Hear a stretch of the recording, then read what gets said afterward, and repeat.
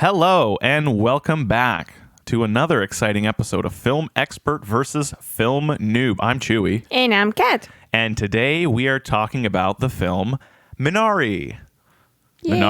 Minari, yes. Yay, Minari. Minari is a American film directed by Lee Isaac Chung. He also is the writer of this film. It is a semi-autobiographical film, meaning he just has taken some elements from his life, not direct elements from his life, and has dramatized them to be used in the film. But it's based on his actual experiences growing up, I would assume. And I'll just say this real quick. I want to start with this because this is notable to me that I thought it was interesting. The synopsis is like one sentence. It's a Korean family starts a farm in 1980s Arkansas. And that is really all you need to know to start watching the film. But before we jump in, I just want to get a little bit of a backstory on this director because I thought it was kind of interesting what his history of credits was. His first feature film was in 2007. It was called Moviegoers, and it is notable because it's the first narrative film to be spoken entirely in Kinyarwanda, which is the native Rwandan dialect. And I think that's interesting because it goes to this film where the entire film is completely spoken in a Korean-English mix, in the sense that they don't speak in Korean and then have scenes where they speak in English. In every scene, they switch between languages constantly. And his history, I guess, with the film Moviegoers, this director seems to be fascinated with different languages and how they kind of intersect, and cultural intersectionality and stuff like that. So Minari, now that we can bring it back to Minari, very critically acclaimed.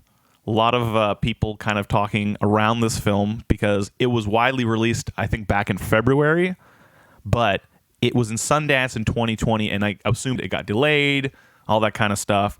But it won the jury prize and audience award at Sundance. It got a Golden Globe for Best Foreign Language Film. It got nominations for Best Director and Best Original Screenplay at the Academy Awards. So everyone seems to be talking a lot about this movie. It has succeeded critically.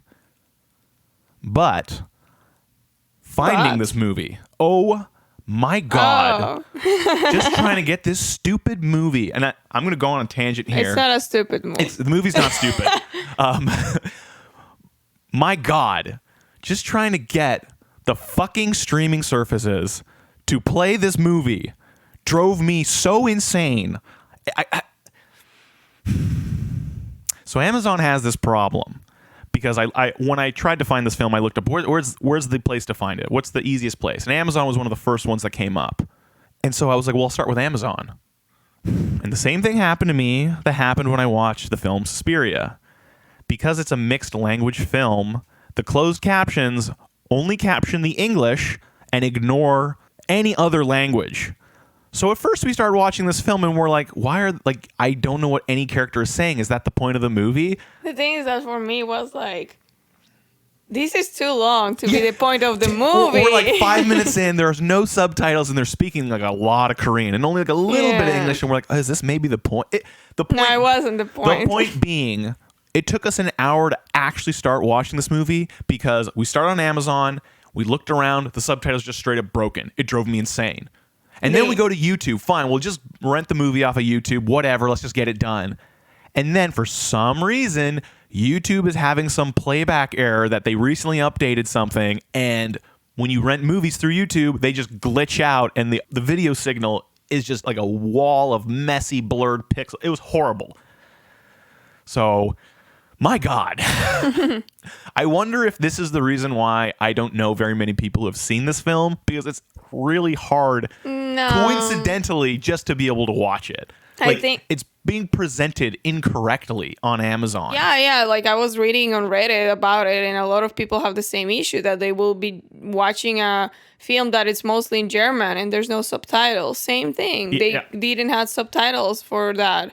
And I don't know why you mentioned something while we were watching the movie that maybe Amazon doesn't allow baked subtitles or something. Oh, yes. I had a theory because in Suspiria, I think I had to get a different version of the film, and the subtitles were baked in because it's for an English audience. Yeah. So I said, I think the way Amazon does their video coding, that they must just require that there is no baked-in subtitles just for international viewing, and then they make subtitle tracks based on exactly whatever their excuse is. It's dumb. Amazon does such a bad job with streaming. Their platform is all messy. They have stupid features that they're just useless. Like, I hate the feature about them showing in every scene which one is the character in the scene. Oh, the X-ray. That's the thing, is like they have all those things that are, for me, I think, so useless. But they don't focus on the things that actually... The bare essentials? Yeah, the bare essentials of watching the film or like changing to the next like episode. Like for me, sometimes it's even hard to like, where was that? I need to click for the episodes. Like it's not intuitive. Like they have a very terrible like... Oh, the interface is just god-awful. Interface. It's god-awful. And I don't want to go off on this any longer because they do not deserve any more of our time. So... With that being said, would you recommend this film? Yes. Yes. I would also recommend this film. Now, I'm going to say spoilers. Obviously, every week we got to say this just because you never know. But we can't talk about a film without talking about scenes in specificity. So let's just jump right in. First thing I want to say is, aside from our confusion with the subtitle element, all that kind of stuff, this movie more or less is a slice of life film about an immigrant family trying to make it in America, right? That's basically what it is. Yeah. So after our excursion with Mitchells and the Machines, because you brought up that you can't really relate to the American family and that style. So I was like, what can we jump to? And I remembered Minari, and I remember I still hadn't seen it, and I was like, this is the perfect example. This is exactly what you were talking about. Yeah. We are now both, and even for me as well, because my dad is an Italian and my mother is a Swedish German. So they both have that immigrant experience as well. And this movie is completely about that. The fact that the characters are Korean is almost, I wouldn't say incidental because it's very specific to the culture and the dialogue, but it really could be anything. It's a very similar immigrant experience. And I think that's one of the greatest assets this movie has. They so seamlessly go between speaking in Korean or speaking in English and kind of involving the audience in all these little micro-cultural moments. It's just the movie is constantly doing that. And it's just, okay, we're on this farm. The parents are fighting about something. What are they fighting about? They like take the kids in another room and you see the kids and they're like playing and they're like, man, they're fighting again. And they try to show every single aspect of this family as if they're evenly valued. And it just takes you on this really, really interesting journey through all their trials and tribulations of trying to start a farm. And that's the thing is like, for me, I related to all of the things they did. Absolutely. Because like I already immigrated twice and... Well, where from? Well, from Russia to Ecuador. Right. And we were like first... Like I'm not even first generation. Yeah. Because I'm an immigrant. So it's like this story, like it's even closer because it's about your parents not even like speaking the language properly and having all these barriers or having to take jobs that are meant for immigrants who don't need to communicate too much and stuff like that. So watching all that and the type of fights they had and all that like reminded me about my own experience growing up and how all those things come with immigration. And sometimes you think about why we did it. Why did we immigrate? Because my parents had the same fights. Like later in the movie, they did mention something like, oh, we moved from Korea to save each other. And now... Is money supposed to solve all our problems? Yeah, exactly. Like, and I was going to say, to your point, the film is so good at showing how separated they feel, but at the same time, how positive they're trying to be. Yeah. Like, you're making it sound like this film is like a downer or it's all about the struggle and the hardships, and it is. The film is a lot about that, but the film is also a lot about how even through all these really, really, really tough circumstances, the family still tries to fight for the thing that they think is important. And it's almost always about each other. Yeah. And just like, again, to Mitchells and the Machines, that's the more modern version of this where it's like, we have problems, let's talk about them, let's bring them up. This is obviously a dated example because it takes place in the 80s. So it's all of those flaws. A more serious example. It's the more serious example. Yeah. It's all of those more dramatic experiences, but in the way that, we can't really communicate about what we want. We all have dreams, we all have hopes, and I'm trying to do the best thing for you all, but you don't understand what it's like for me as a man being the guy who has to take care of you, or you don't know what it's like to be the mom and I have no friends and I have no life and everything I do is for you, or the kids are like, we have no friends, nobody looks like us, they all feel so isolated. But the movie doesn't say, and it's in Arkansas, they're not like, oh man, everyone's racist to them, or everyone's really nice to them, but they still feel like outsiders. And the movie has scenes where everyone's acting so nice to them, but they feel so uncomfortable, like the characters themselves of the family. Yeah, and that happens a lot here as well, even in Canada. Like all my immigrants friends, it doesn't matter how much you learn from the country. It doesn't matter how much you know the language. It doesn't matter how much you try to just be like them. You will never truly blend in. Never. You will have to eventually, one way or the other, create your own community and hope for your kids to be the generation who blends in. Yes. Like you're mostly doing it for having a semi-decent, better life than in your original country, but with more like it's all about the future and hope. Like immigrating is all about hope. They want to take a chance because they know their country is not for them. Yeah. So they are hoping and praying that this new one will be. And that's the thing. That is truly the immigrant experience. You're being told, at least in this case, America is the place you go. That is where your opportunity will be. This is where you can start your new life. And with that promise, there's so much excitement. But then when you get there, reality obviously has a way of really subverting your expectations. And that's what this journey is for them. Just every expectation they have gets twisted in a little bit way. Or, for instance, when near the beginning of the film, the dad's trying to teach his son a lesson about using your brain. He says, what are the Korean people if not people that think and use their brains? They use their ingenuity. That's what makes us survivors, is that we think about a situation before we act. We think, in this example, when they're looking for water and building a well, he talks to his son. He says, oh, well, where do you think the water will be? Where does water sit? High or low? And he's like, well, low. The kid's like 7 also, by the way. And he just leads him through the whole thing. And it's a learning experience. And the kid is like, oh, well, it must be low and near where the trees are because the trees drink the water. And the dad's very proud of his son. But that comes back later to prove the dad wrong as well, because the dad was doing it from the perspective of being stubborn and not wanting to pay for someone else to find the water for him. But then later when it comes back and everything kind of goes up in smoke or something backfires, he finally does admit that he was wrong. And he's like, also relying on people is not the wrong thing to do. It's more like he believes that Americans cannot truly help him. So it's a weird thing. It's like you immigrate to this new country thinking that it's better. That's the whole thing.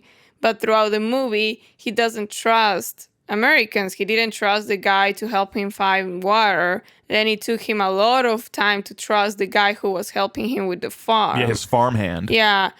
So it's all these things that like he has to kind of fight with himself about. I think it's because it comes from, like I mentioned, the immigrant perspective of feeling isolated. Yeah. You have chosen to isolate yourself from your culture by leaving, but then at the same time, you can't admit that it was a mistake, so you become very stubborn and you push back from all the new things. You know, well, I know.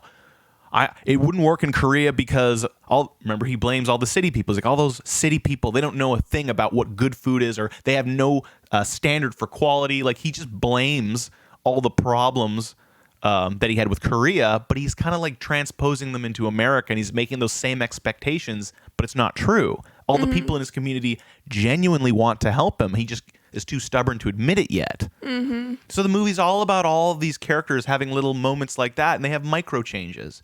It's not about, if we build the farm, then we're going to be able to buy Timmy the bicycle, and he's always wanted the bicycle, and then he'll be able to go to the race. You know, it's not, there is nothing like that in this movie. No. It's just trying to be, what happens next? Oh, the mom's mother, the grandma, is going to come live with them now because the mom is lonely, and the dad agrees, well, yeah, I can't do that to you. Let's bring mom down.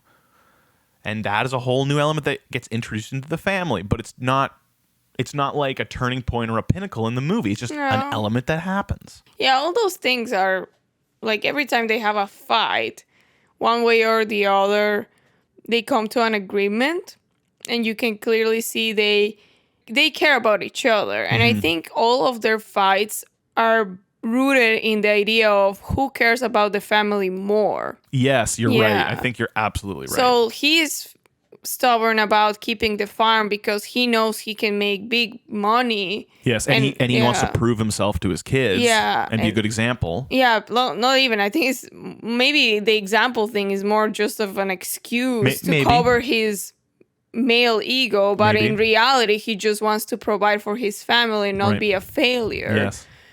Because he knows he can make more money like that instead of his previous job, which was like just checking chickens. Right, yeah. She says, well, what's the big deal working minimum wage for the rest of our lives? But he says, but I can't be like that. Well, yeah, checking chickens' sex and just like separating them.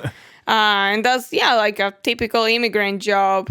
And for her, it's like, why risk it? Why risk it if we can be just stable for our family? Why risk it if we can live near a hospital or a city or near a community? Why risk it? So for him, maybe that is like, no, that's awful. We cannot do that to our family. We have to risk it to grow. Yes, we should risk it to provide them, provide them more, all that stuff. And you're right. It's that they're two opposites. They're both trying to do what's best for their family, but she wants to play it safe and he wants to risk it all. Because they obviously just have very different opinions about what they should be able to provide for their family. What is with men risking it all? I don't understand. That's the thing. Put it all on 21. No, but yeah, I was watching the movie and I was like, oh my God, all men are like these. They're all about like investing in something that they don't even know what's gonna work, which at the same time is impressive because not most, but sometimes it works. You invest in stock market or you invest in an idea or a business and you're just risking money. I don't know, maybe society teaches men that they will always be able to make money, but they teach women that they should be like more careful with their money because there might be a possibility that you won't get money, because just recently it has been that women are working and being CEOs and actually making a living wage. Right. Before, even when women start working, it was more like just to help out a little bit in their family. Yeah, it was still kind of like a fragile existence. Yeah, it was like, oh yeah, I'm a nurse. It gives me money for my stuff, and then but if my husband leaves me, then I have nothing. Yeah, you will need to get 2 more jobs or 3 more shifts to be able to provide for your family. But a man can just work 1 job and provide for his full family. But also at the same time, at least in this example, women were also just not taught to expect the same level of opportunity. So that's a whole can of worms. So yeah, that's why it was for me, like watching his attitude towards money reminded me even your attitude towards money. Right. Like you just go and spend money. If you think you need a thing that will either bring you joy or more money, you will just go and do it.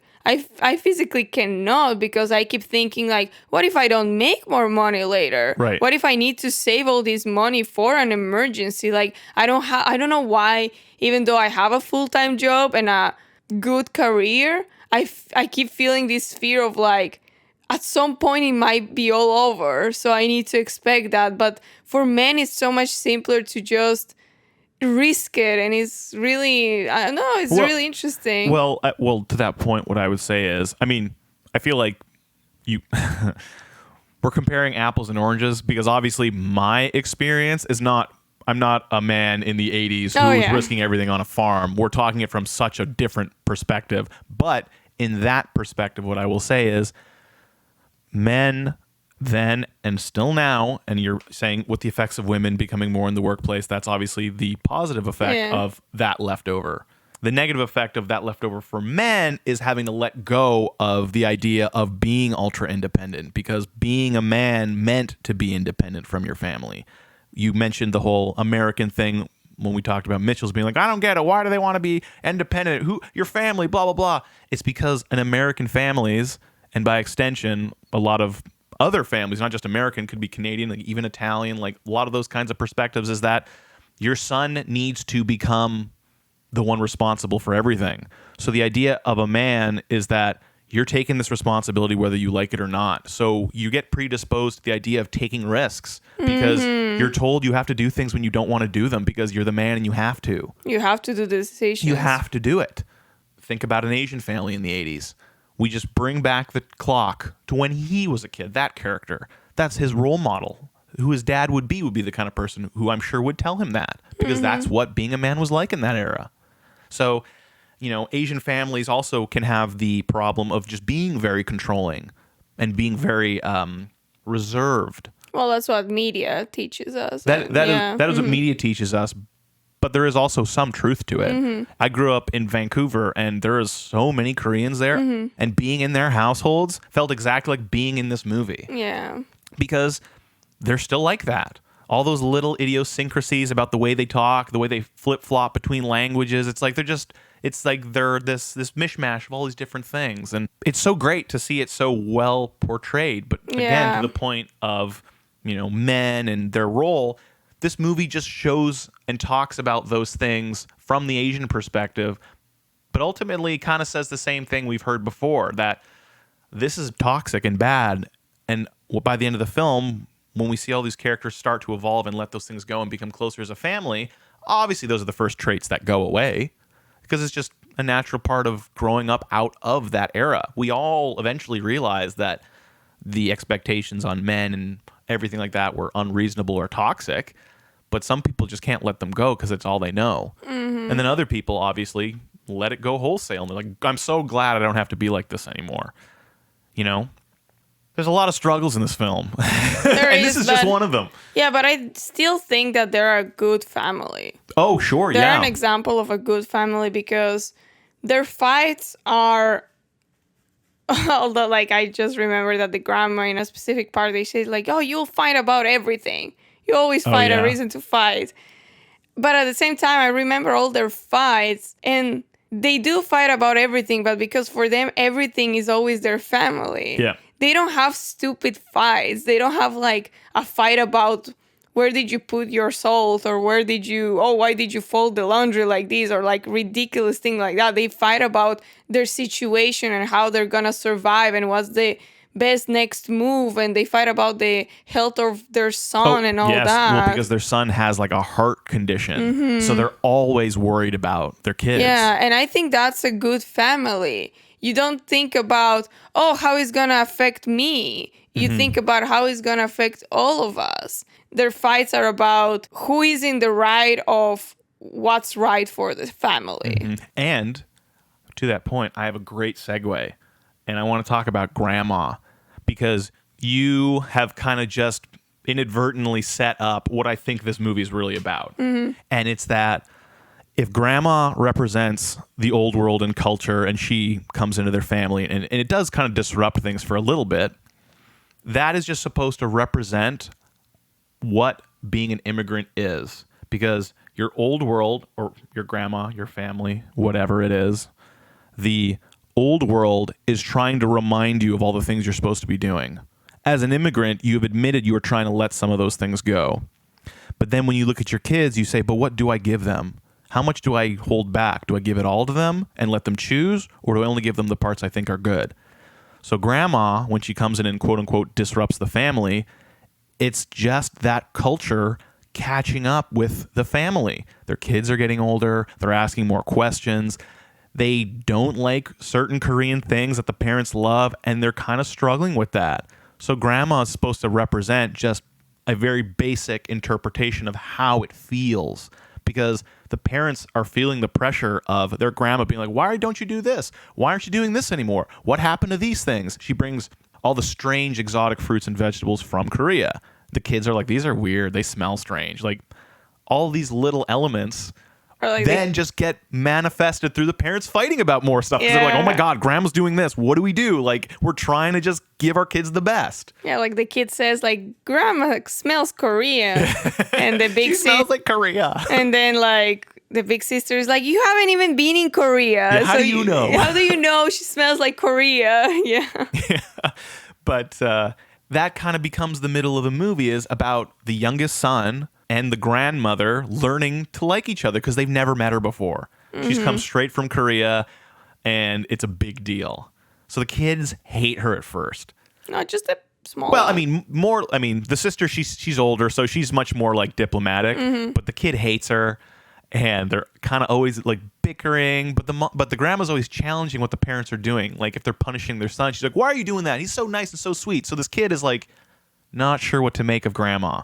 And then that journey just becomes him learning to understand what his culture is through grandma. Because I don't know, he's so little, but he already has a perspective of what a grandma is. Right. It's like grandmas should be sweet and bake cookies. You just swear and don't bake cookies. You're not a real grandma. You don't do anything. And he mentions being useless because his dad talks about to be a man is to be useful and find your use. And so even the boy is trying to understand what his parents are giving him versus what his grandma's giving him, because his grandma is just 100% a Korean lady. So he's like, I've never met anyone like this. My parents are obviously in America. They're different now.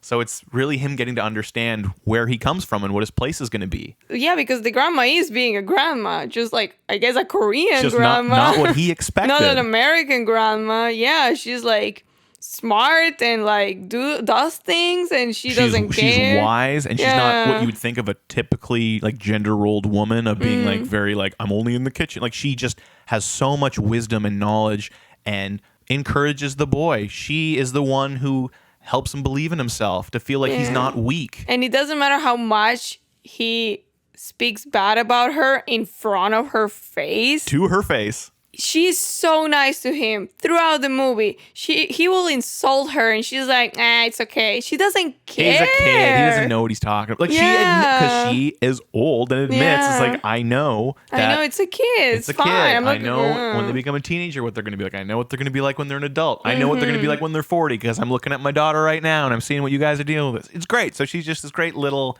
sagacious sprinkling of delicious seasoning all over the amazing lasagna of this film. Get it? Because it's layered. No. Oh, man.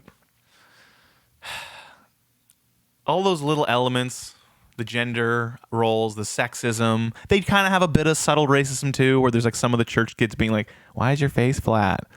I don't understand. Like, remember there's that little girl who comes up to the daughter and is like, can you stop me when you hear a Korean word? And she just goes like, ching chong. Like she just goes off on like all these like racist mockery soundings of Asian language until she actually finds one. She's like, oh, well, that word means cat in Korean or whatever. And the girl's like, oh, cool. That's so cool. I know Korean. Wow, that's so fascinating. Can you teach me more Korean? Yeah. Like, so it kind of has this twist where you're like, oh no. Yeah. Oh no. But then the movie goes, oh, they're just ignorant. That's the thing. The kids, for example, you can say they're being racist. They're not being racist in the sense of they're making them feel bad. They're actually just being curious. They're just genuinely curious.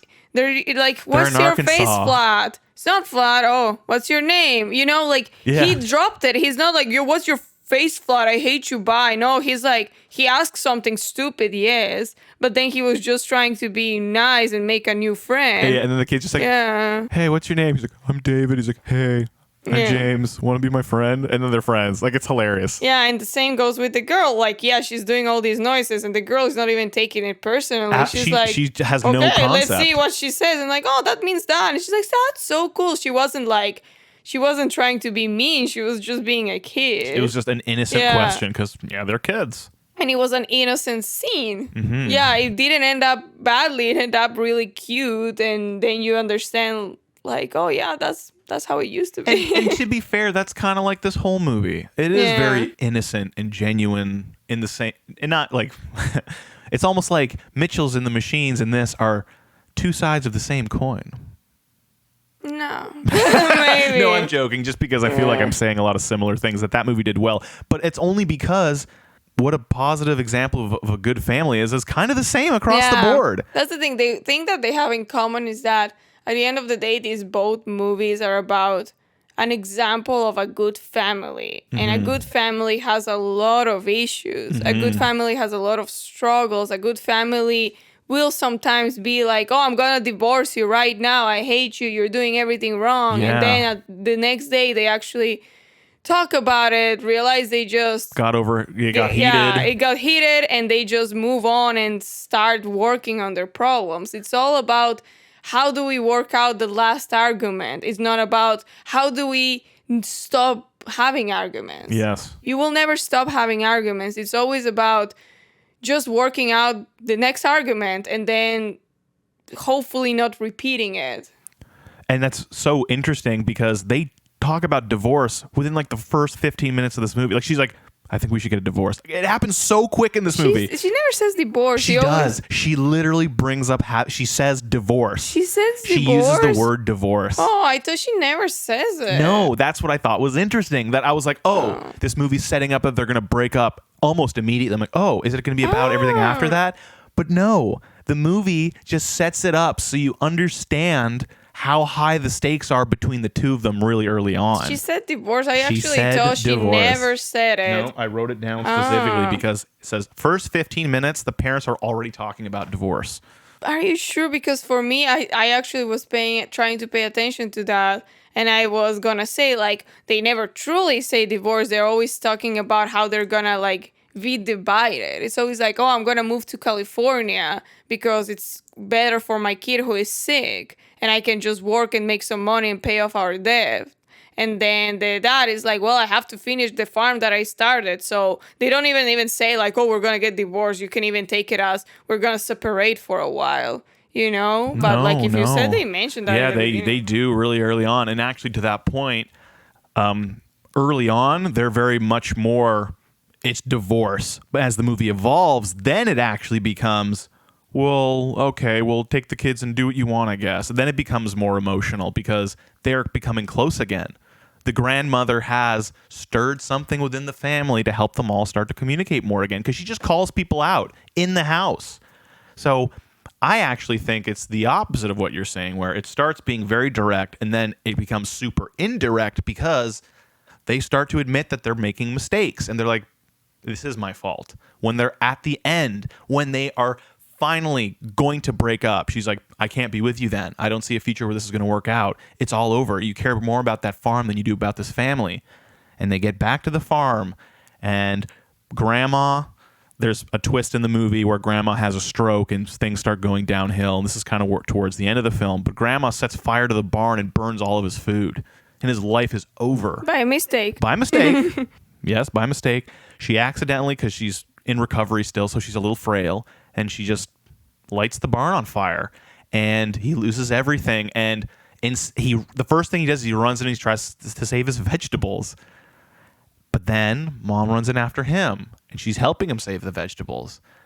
But then in the chaos of the fire, they lose each other. And instead of saving the vegetables, the husband stops and he goes, where's my wife? I got to find her. And save her. And saves her, and they leave everything behind. Yeah. So until they were really faced with the decision, they kept talking like they would abandon each other and leave each other. But then when it came down to it, they just couldn't do it. And then after that, they start over. They stay on the farm. Yeah, the movie ends very abruptly after that, but it kind of like, it shows that they started over. They start over again. Yeah. After a moment like that, they go, how can we leave each other behind when all we care about is each other? So you can imagine, it's up to your imagination, but it seems like they're going to stay in the farm and start over. Yes, growing vegetables the movie again. heavily implies that, like with the well thing, he has hired an actual person to look for water. They're willing to start over in whatever form that means, like truly, and not, we're going to start here and do it the Korean way. It's, we're going to start here and try to just live and figure out what our place is in this part of the world. And it's a much healthier way to live. Because at the end of the day, I guess after that, he kind of proved to her that she was more important. And that's the only thing she truly needed. Yeah, that's all she wanted. Even when they went to the hospital to find out the kid is getting better with his heart. Yes. So he doesn't even need surgery anymore. And the doctor even says he might be cured completely in a couple years because he's growing out of it, or his heart is like growing to be better. He just said, this is what happens. Yeah. Sometimes you have to have surgery. Other times, the kid, as they grow, they just goes away. Yeah. And that's what they're getting. And he kind of implies like, just keep doing what you're doing, implying that what the decision to go to the farm was a good decision. It might not have been so bad after all. Yeah, or like maybe the farm most likely doesn't have anything to do with the kid improving. It's more has to do with like, it's just like a metaphor for the film. Like whatever they're doing, it's a good decision. Yeah, bringing grandma in, becoming closer. Obviously, it's just, the metaphor of when the family is closer and more healthy. Yes. The children can be healthy. Yeah. And then even though the kid is better, and then so there's no need to live next to a hospital anymore. No need to go back to California to their old jobs. He gets a deal with a store to bring vegetables every week. Mm-hmm. There's no need to even like work on the chicken gender separation factory. Yeah, the whole thing. Everything is finally working out. And she still is like, I don't think you chose your family first. Yeah. It all worked out for you. But how am I supposed to live with you knowing that I'm second to your stupid garden? Yeah, or we're only going to be okay when things are okay, but not when they're bad. When they're bad, it seems like you don't care, but when they're good, you finally care. Yeah. For him, is the total opposite. For him, is like, I'm working this hard for all of you. Yes. Please trust me. I'm trying. Like, I'm not even trying. I have a plan. Yeah. Yeah, to him, I'm showing my love by bending over backwards and breaking my hands and my feet every single day with this farm. And again, like we talked about the gender role stuff earlier, it all is a part of all that stuff. He feels like he has to be that perfect man because he wants to be the perfect man for his son. Yeah. He wants to be the best example. And he just obviously can't communicate it properly. Yeah, well, he still has good communication. Like, the family's just nice. Even when how they treat their kids, they're not overly aggressive. They're never overly strict. Well, they try to be. He does hit his son, though. He never hit him in the movie. Well, they don't show you in the movie, but they imply it because he makes his son pick out his own stick that he hits him with. Yeah, so they have a hitting stick. They have a hitting stick. I mean, when I was a kid, I got hit. I mean, my mom had like a wooden spoon. So like it was kind of the times. My mom is not really like an abusive person at all. Like it was like you got to spank your kids sometimes kind of thing. So they kind of make it seem like it's maybe that because they get convinced to not do it. But that's the thing is like I think at the end of the day for them specifically, because like I know like spanking or hitting your children with a thing that it's not gonna make too much damage to them was a thing before. Yes, to try to minimize the actual it's damage. more like to scare them and tell them there's consequences to their actions. Yes. I think that like your example of your mom with a wooden spoon, and I don't know, I also got hit many times and one time with a belt. Yeah. Oh yeah, the belt. My grandma's favorite. I don't even know, like, does it even really hurt or is more the sound? I don't remember and I don't want to remember. Maybe I repressed that memory. But that's the thing is like, that was a thing before for parents. So for them, that's not like abuse. For them, those are like lessons they're teaching. Well, but... I know, but I just want to say this really quickly that they don't look like they're happy about it. No, they don't. That's what I mean. Like it's just they're supposed to do it. Yeah. They have a very specific. It's almost like a ritual when they show you the scene. It's like the kid has to hold his hands up for like a really long time because they're trying to just make him uncomfortable. Yeah. And you pointed out it's like Chinese water torture. It's like ha ha ha. But it is like they're trying to just make him really uncomfortable, and then they get the stick and they want to like hit his side or spank him with it, whatever.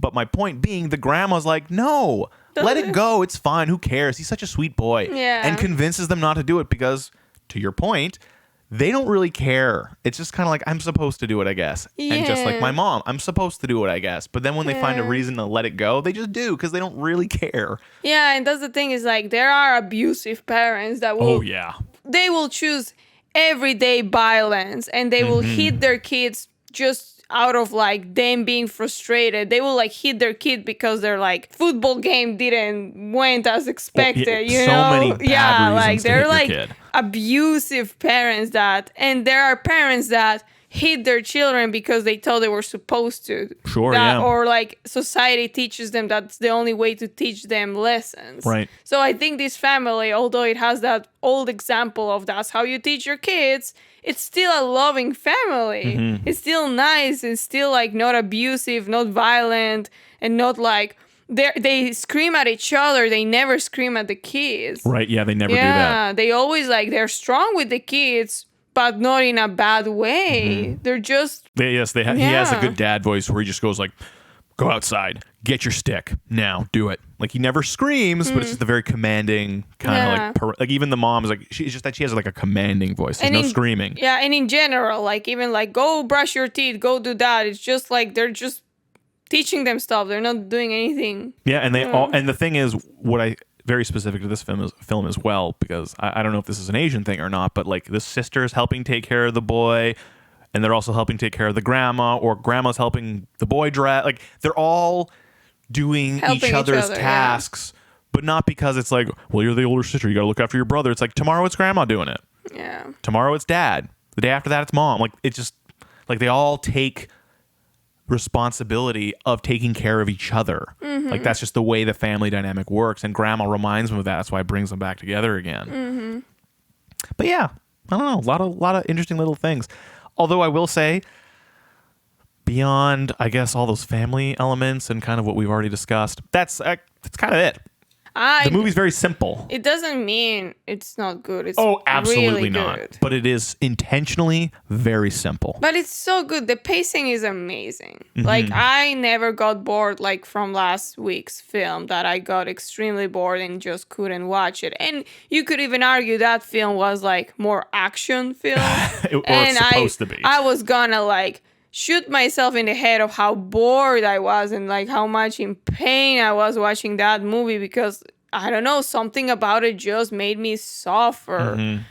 I know, and then this movie has a scene where he haggles with a dude to buy a tractor, and you're like, oh my god, I'm so happy he has the tractor. Yeah, that's the thing. It's like, although this movie is literally like watching a family, it's like your day to day. Yes, literally the day to day. Yeah, and like they show you like the scenes that kind of like have more impact in their life. And it's so good. Like the pace, everything, how they jump to other scenes, it's so good. But then all the scenes kind of take up the same amount of time, so they're not trying to tell you, oh, here's the important scene where grandma helped David with his cut or his boo-boo. It's like, no, that takes as much time as everything else. It's all the same level of importance because it's just their day-to-day. Now that you say that, it's true. Like, none of the scenes had more impact. Yeah, more dramatic weight than another. No, every single thing that happened is just part of life, and it has its own time. Like, you have to... people say give space to your emotions. Right. I think it's more they're giving space to these life things to happen. Yeah, they all get their own individual moments.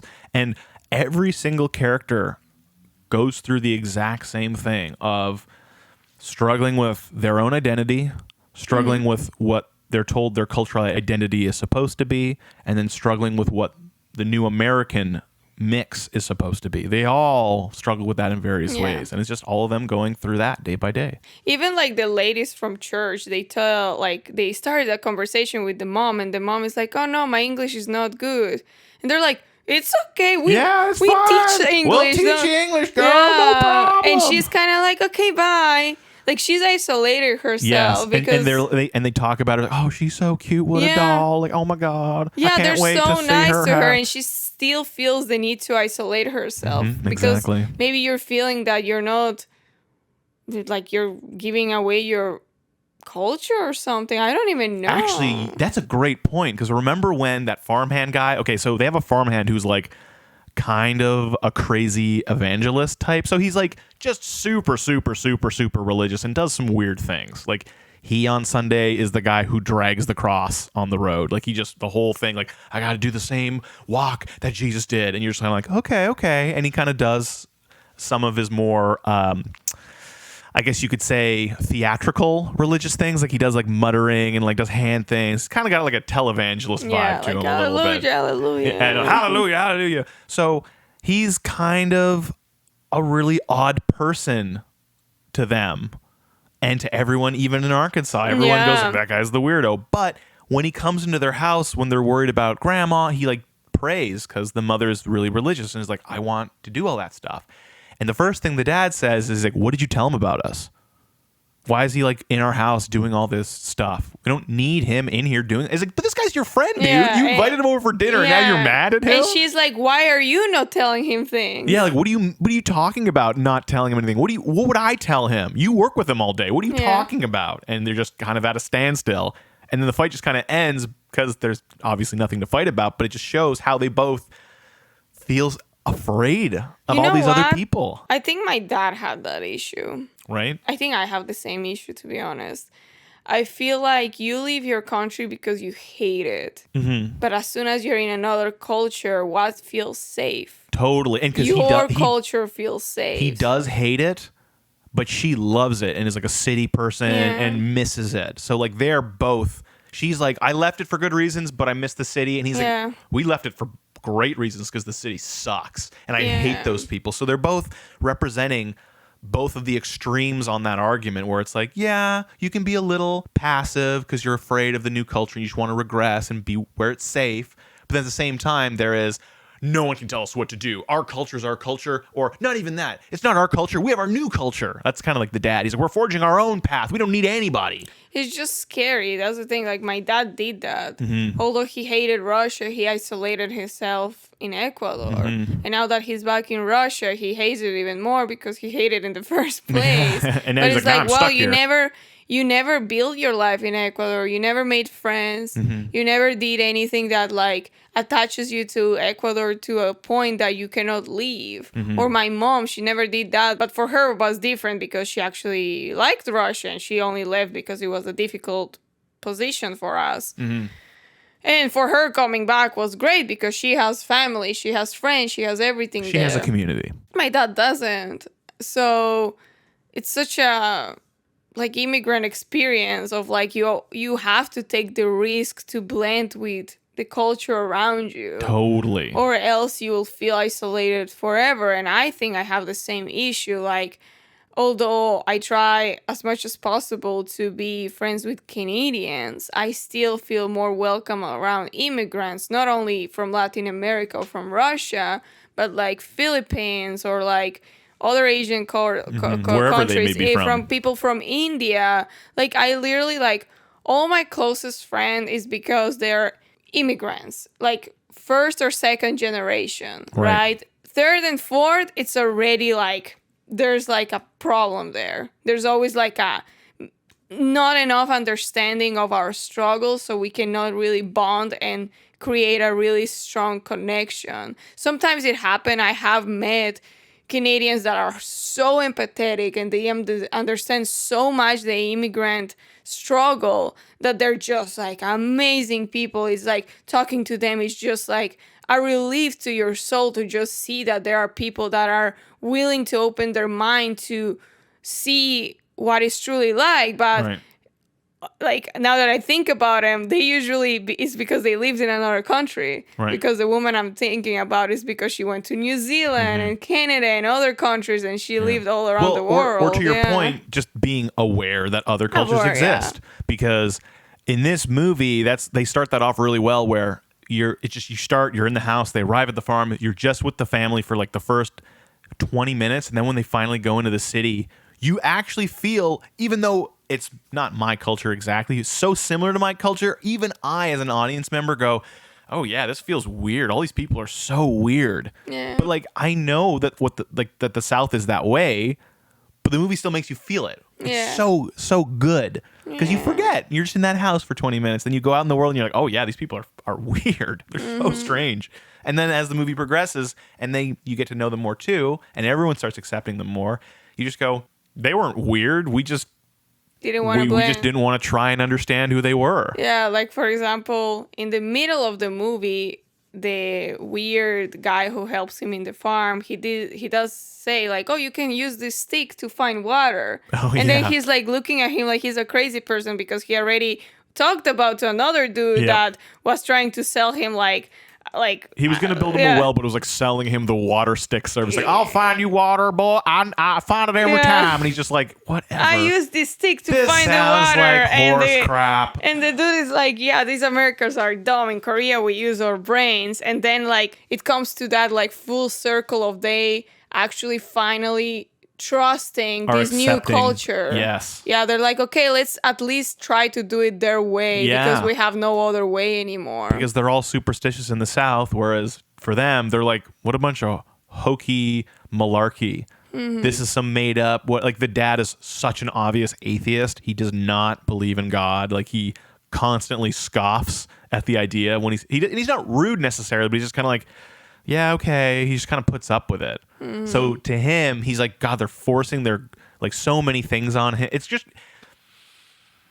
they really make you feel like it's a firsthand account of this experience, and I relate to it a lot because it's so many of the things that my dad has talked about or went through, or my mother has talked about or went through, and then even the little boy. I relate to that little boy of having these parents with this weird mishmashed culture, and then being like, "Well, this is your culture, though. You have to be like this." And then I'm like, "Okay, but I don't like those things," and trying to figure all that stuff out, like. Yeah, I don't know. Yeah, it seems like the boy even had more fun with his American friend. Oh, he yeah. went to their That house was and so they're great. like doing crazy Chewing things. tobacco and like Yeah. I don't know. And It was he and was they're playing Korean cards and he's like kicking the kid's ass. It's so great. And the other kid is so happy he doesn't even care. This game is so cool, man. Like everything's just it's a pretty by and large a pretty feel good film. It's a feel good film in the sense of like they destroy your heart with some events. And then they kind of like give you this hope of like, oh, things are gonna get better. Yeah, they always get back up and brush themselves off. Yeah, like even when the like first of all, as soon as the film started, I'm like, oh, this kid is gonna die.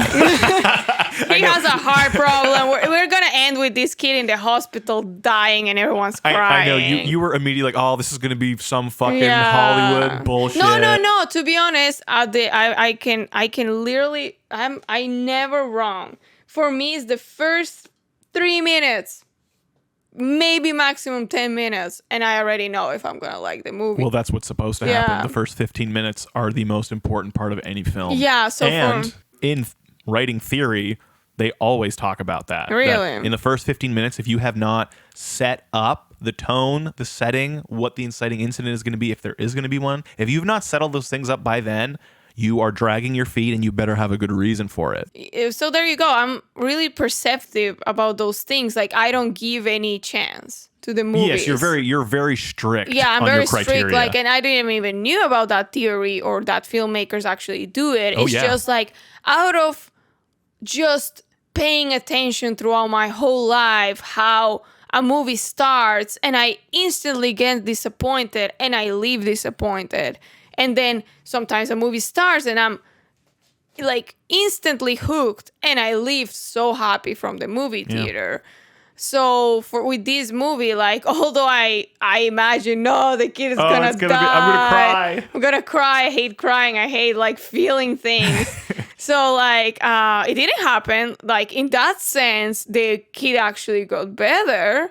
But other things still happen, and that's such a great like life example because sometimes I talk to my sister about life and feeling anxiety and stress and just not knowing what the future holds, especially now that we like just are still in the middle of the pandemic. I don't even know if it's over. It's like so hard to just say, oh, I'm going to be happy when I have a house. I'm going to be happy when I finally get my car. I'm going to be happy when I finally have my dream job. I'm going to be happy. And it's not about that because as soon as you get the car, someone in your family might die. As soon as you get the house, maybe you lose your job. Life, it doesn't matter if a good thing happened. Life can bring you a bad thing at any point. Right. And you have to just be happy in the moment. You cannot rely on your future happiness because that future happiness can crumble in a second. Mm-hmm. And also because you mentioned the ending being quick, it plays to that exact idea you're talking about, that 3 great things happen to them all at once and then their food storage burns down and they have to start over. But they became closer as a result, and their family became stronger. So there is still the good thing that happened with the bad thing. But they happened so quickly. It's just like you said. It's just life is so unpredictable. You can't say, "Great, I have everything's going my way. It's perfect. Now I'm going to act on my life." Yeah. You have to just continue your life as if you are going to lose all those things tomorrow. And sometimes things that are out of your control are the ones that will help you. Like the dad is always about having the control over the farm and the decisions. And he, like the dude, the one that helps him with the farm, he kind of tells him, maybe you should plan things a little bit more separated. And he's like, why? Because they should grow like this. And he's like, Well, not really. Here we just plant them separated. They have more room to grow. They grow taller if you separate them. We like them really big and tall here in America. And he's like, oh, okay. And that's true because it ended up helping him because there are scenes that those plants are taller than those two men. And it's like, oh, you kind of like remember that he gave him that kind of like tip. Yes, but then the movie doesn't also go, hey, remember the tip? No. They just go, look at that. Like, I love that the movie doesn't hold your hand. Yeah. It just leaves you to like have your own interpretations, but the grandma does the same thing. She's like, oh, I'm gonna plant Minari in the creek. Oh, actually, which I looked up, it means water celery. Water celery, okay. I think it's like watercress, essentially. Okay, yeah, so I'm gonna plant Minari next to the creek, and he's like, yeah, I'll think about it. And she's like, you don't have to think about anything, I'm gonna do it anyways. Like, I'm not asking you, I'm telling you. And he's like, whatever, do you, I don't care, it's not my farm. He's like, all right, whatever. My farm's here. The creek ain't part of my farm. And at the end, when everything burns down, all they have left is the Minari. All they left is the Minari who grew on their own because it was just next to a creek, and it grew and it's perfect and it looked delicious. And I just maybe have an idea that maybe they will go sell that and have some money. And I don't know. To your point, another subtle metaphor. The dad had no control over the Minari and it grew anyways. Exactly. So like sometimes letting go control also will bring you something. That's like really like a lot of like life lessons in this movie. This movie is a microcosm of all the things that I would hope people would learn when they grow up. Like these are like all these little lessons. They're like these are all just good lessons that everybody should learn. And the sooner you learn them, the better. Because it's really important to just remind yourself about these lessons, because I kind of feel that maybe 4 years ago I knew of these lessons, and because of life and changes and the pandemic, you tend to forget and go back to your old habits about trying to have control over everything or worrying too much about stuff that you don't have to worry about. And then you just need a reminder that, hey, like sometimes those things that you think are bad, that you're afraid to let go, those are the things that will bring you something. Absolutely. Yeah. I mean, you said it. This movie is just not really trying to hold your hand. So, I mean, all of these things are just elements that enrich the movie. And there's still so many more.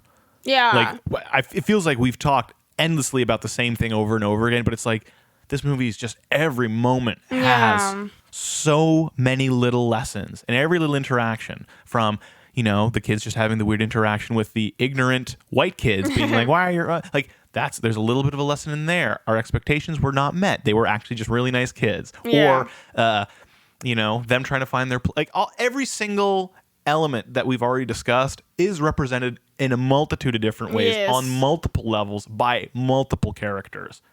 Really good writing. Really good writing. Really good way of filming, pace, color, acting. Amazing acting. That kid is so good. I know you hate kid actors too. No, but I guess I hate American kid actors. I don't know. Well, that kid's American though. Well, this is an American movie. Yeah, but he is Korean. Yeah. Yeah, but that's the thing is like, I just hate annoying kids because I grew up in a culture that being annoying is not an option. In Russia, you're not an annoying kid. That doesn't exist, or it didn't exist when I was a kid. You're being annoying, your mom is gonna smack your lips and tell you to shut up and behave yourself in public. Yeah, but that's not really a great alternative.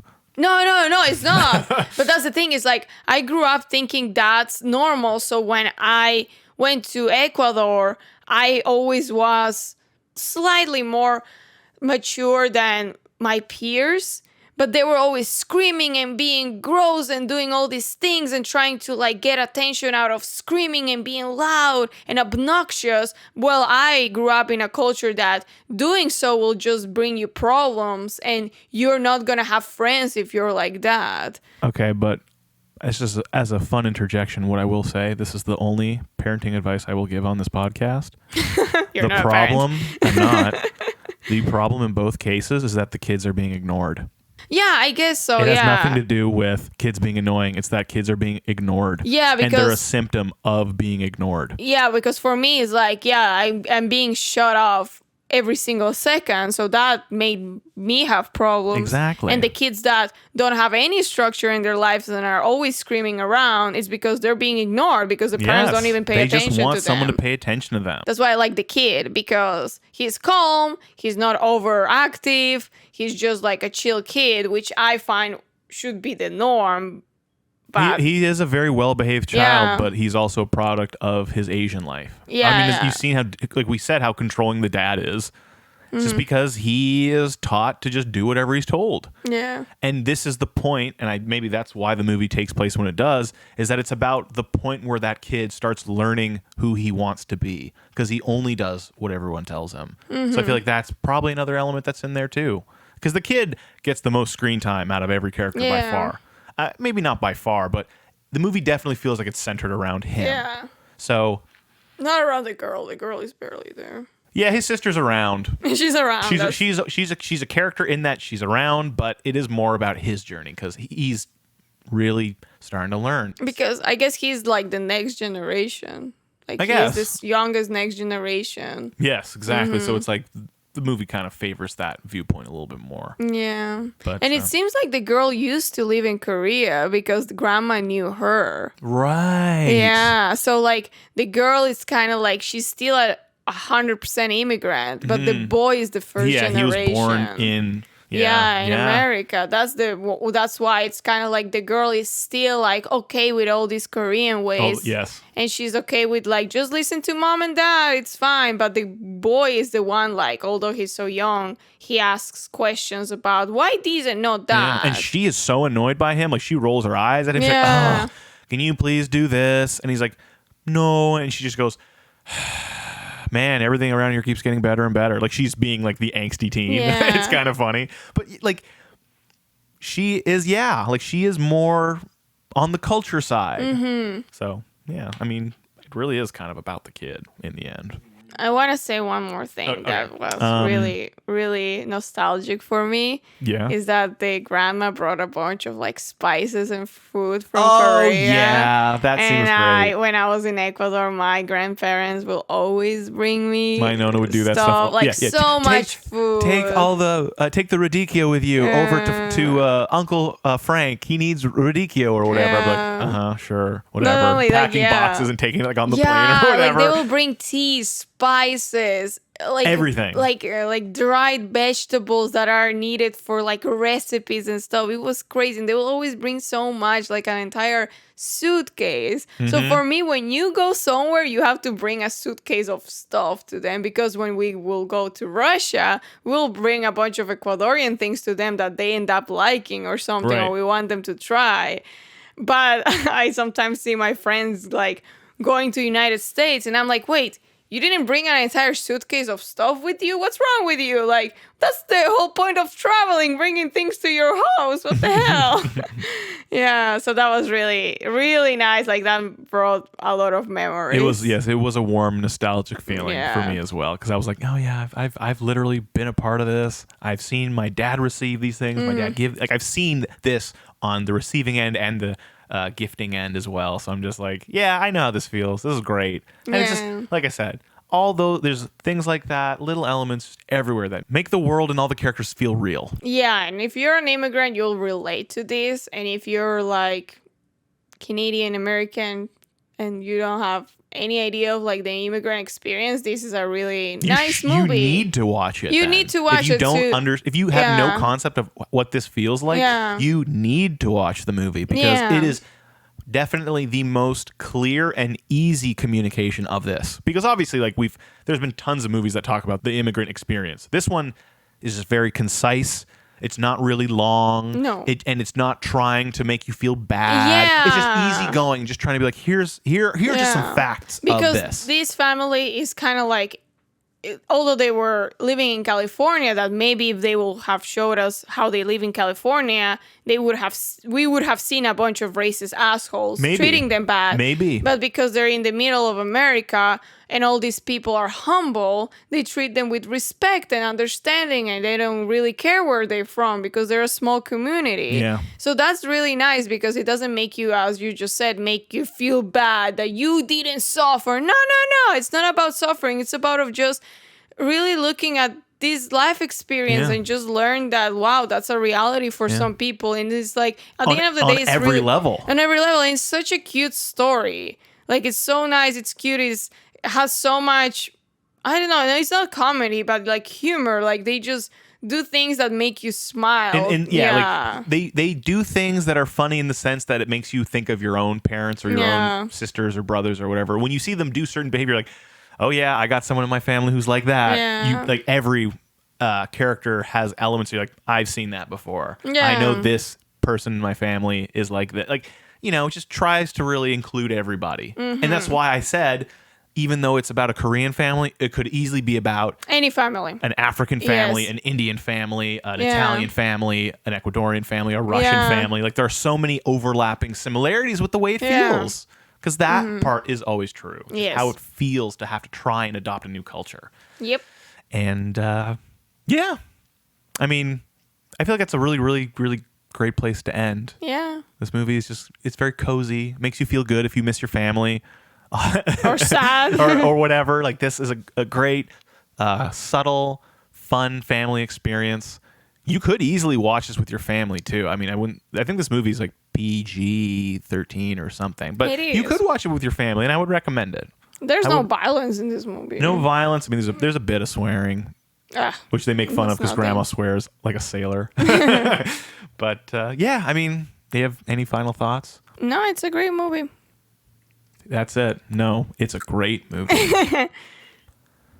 Well, thanks again, everybody, so much for listening.